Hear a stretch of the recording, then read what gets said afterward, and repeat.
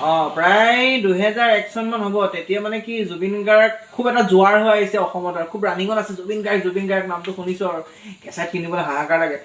আমি মানে কি মা দেউতাৰ লগত বিশেষ সূত্ৰে গুৱাহাটীলৈ গৈছিলো দেই গুৱাহাটীলৈ যাওঁতে বোকাখাটত ৰৈছো ঠিক এনেকুৱা সময় গধূলি 7 মান বাজিছে আৰু খুব দবাপিত বৰষুণ দি আছে বৰষুণতো কেইটামান ডেকা ল'ৰাই ছাতি লৈ পেলাই মানে কেঁচাত এটা বিচাৰি গ'ল জুবিন গাৰ্গৰ কেঁচাটোৰ ৰং আছিল কেঁচাটো মানে মনত পৰিছে তাৰ মানে এটা গান আছিলে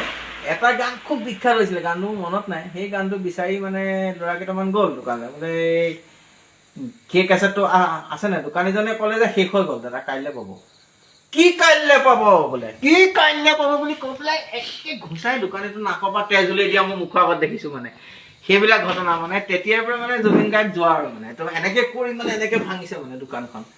ইমানতে কম আৰু তেতিয়াৰ পৰা মানে খুব জনপ্ৰিয়তা তেতিয়াৰ পৰা তেওঁ মানে কি আচলতে তেওঁ 92 অনামিকা উলিয়ালে অনামিকাত গান গাই আছে মোটামুটি 92 93 94 গান গাই আছে আৰু মানে জুবিন গাৰ্গ নামৰ ছিংগাৰ এটা আছে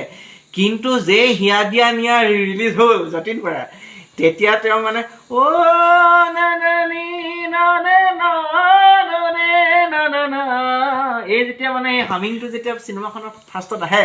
তেতিয়াৰ পৰা মানে জুবিন গাৰ্গ এজ এ মানে এষ্টাব্লিছ আৰু তেতিয়া পেপাৰতো ফটো দিছে আৰু চুলিখিনি দীঘলকে জুবিন গাৰ্গ মানে তেতিয়া আহিছে আৰু